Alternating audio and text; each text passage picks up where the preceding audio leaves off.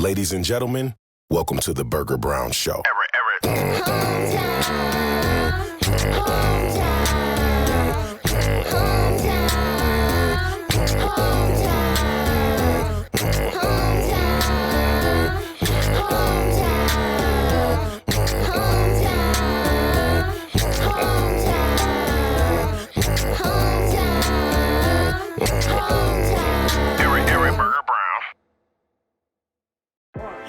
Yo, welcome to another episode of Hometown Burger Brown.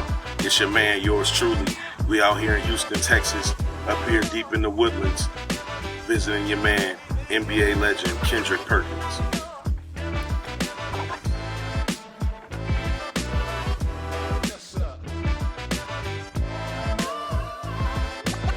I noticed the lights were on and I thought you might be home. I wasn't sure.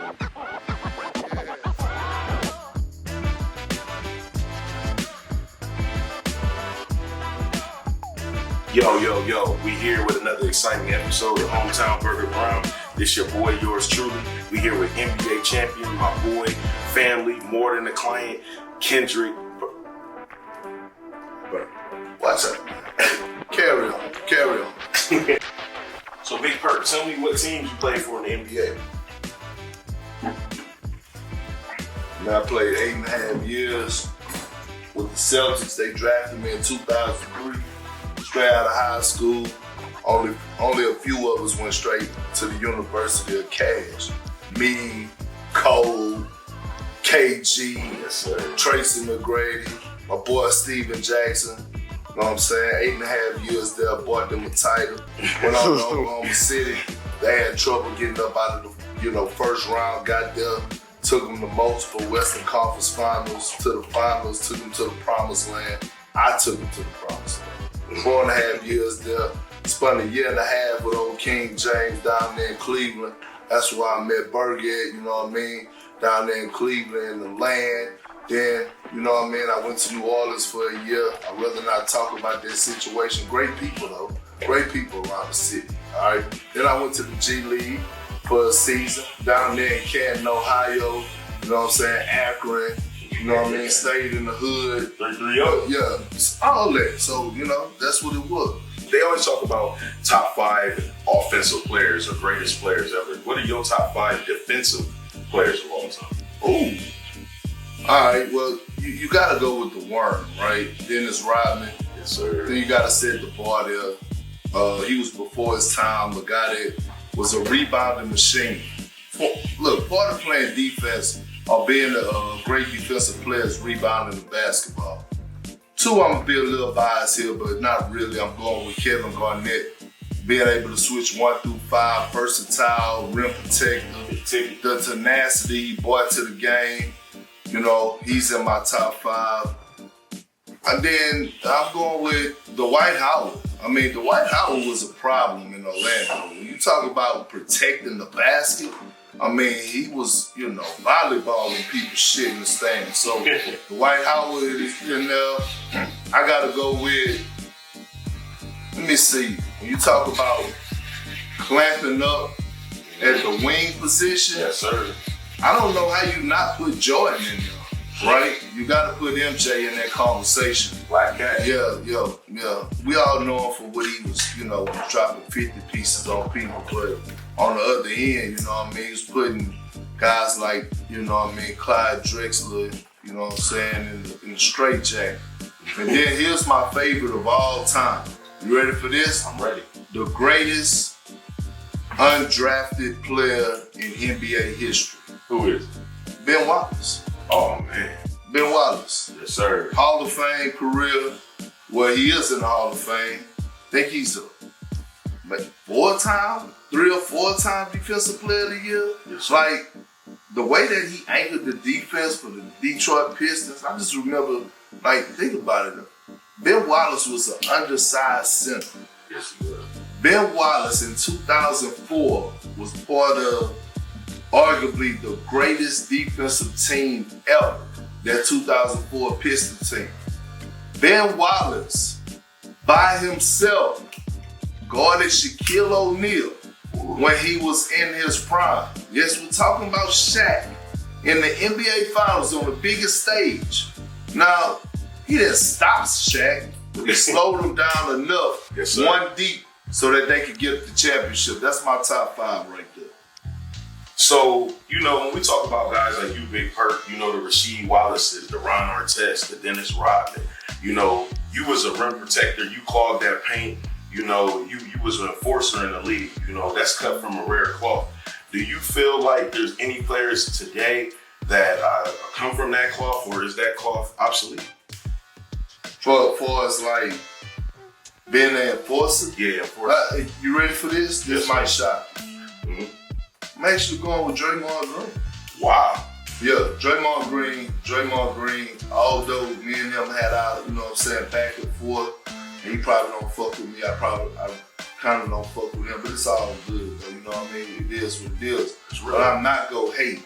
When you talk about a guy that can play the center position at 6'6", like for the last, like when Golden State were making those finals runs, like he was the reason, like, he changed the game. Yes, sir. Like, he almost made it where guys couldn't put centers on the floor. So when you talk about a guy like that one defensive player of the year, a guy that I've seen pretty much lock up centers when it matters the most, bring that tenacity, go talk that shit, go give his team swag, go be the enforcer, I gotta go with Draymond Green. Draymond Green, respect. Shout out Draymond. You heard it, it's real though. It's all we real. So what's in your iPod? You know, when we grew up, Big Perk, class of 2003, shout out LeBron James, we was in that class. Mm-hmm. You know, we would have CD players, you know, we ain't really had an iPod jump off. But what you streaming now? What you listening to? Man, to be honest, don't think nothing sweet about me or sensitive, but I'm a 90s R&B type of dude. You know what I mean? I'm kind of getting in the flow of, like, you know what I'm saying, Moneybag Yo and Lil Baby. I'm doing it because my sons, you know what I'm saying, they listening to it. Yeah. But a guy that's on repeat for me right now is Mo 3. Like, Mo 3, God rest his soul, like, his music bumped to me. And it got a lot of meaning behind it, right? You can feel the energy, the passion. I got Mo 3 on repeat if I'm listening to rap. And then I'm always gonna listen to UGK. Shout out to Bun B, the OG, and look, rest in peace to the pimp, you know what I mean? Church, tabernacle, sanctuary, all of it. So Big Perk, man, you know, every time I'm around you, you motivate me to look towards what's next, you know. So what's the short-term goal for you, the long-term goal? Short-term goal for me is wake up every day and be better than what I was yesterday, all right? That should be everybody's short-term goal. Be better than what you were yesterday. Be a better person. Be better at your fucking craft. That should be everybody's short-term goal. My long-term goal is for my next career that I've started to be better than my last career. And that's saying a lot, but that's my goal. So, meaning I gotta make sure no shortcuts, no regrets, punching in the clock. But guess what? Here's a little wisdom out there, right? When you set the bar high, and you set your goal extremely high, you're gonna achieve smaller goals, reaching that bigger goal anyway. Just don't get comfortable. So Big Perk, you in the dark alley, you got 2 people, NBA players that you can pick, that you gotta fight out of the alley, get out of there. There's 4 dudes trying to jump on y'all. Who you picking? 2 dudes. From the NBA? NBA. Current or former? Either, let's do current and the Nah, not former. It's too many I could pick from former. Current, I'm in a dark alley and I need to get out. One, I'm getting OG Udonis Haslem. Straight goon, straight OG Has. Yeah, give me UD. I'm taking UD for sure. And man, I need to get out of the dark alley. They jumping on you, Perk. They jumping on you. You know what? Give me Kyrie Irving.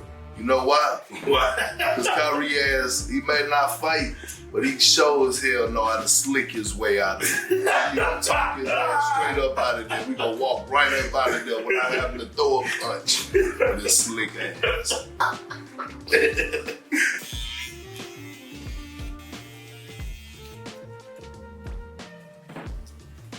So Big Perk, if you had the loudest voice in the NBA today, if you were LeBron James, you know, what would your message be to the young guys today?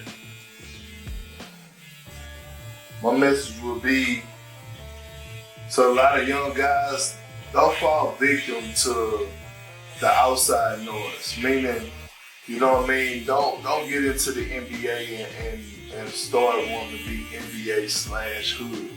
You make it out the hood to the NBA to get out of there for a reason. That don't mean that you forget where you come from, but it's just to better yourself. You know what I mean? And I think some people want to mix the two, and some people want to show them that they can keep it real for a person that it all go away. They couldn't go borrow $20 from. Right. Real talk. Quick look. Money. Good. All right, Big Perk, man, we had an excellent episode. This is my brother. One last thing we got to do, though. Shout out your hometown. Right, shout out my hometown. Shout out to Akron and Camden. Shout out to my boy Burger one time, man, holding it down, man. Moved down here to the H-Town, holding it down, you know what I'm saying? Holding it down for the big three. You're a celebrity barber. But look, shout out to the BMT, Beaumont, Texas, 409. All the way to the PAT, Port Arthur, Texas, 409. You know what I mean? That's where my wife from. I'm from the BMT. That's what I represent. That's what I stand for. You know what I'm talking about? Carry on.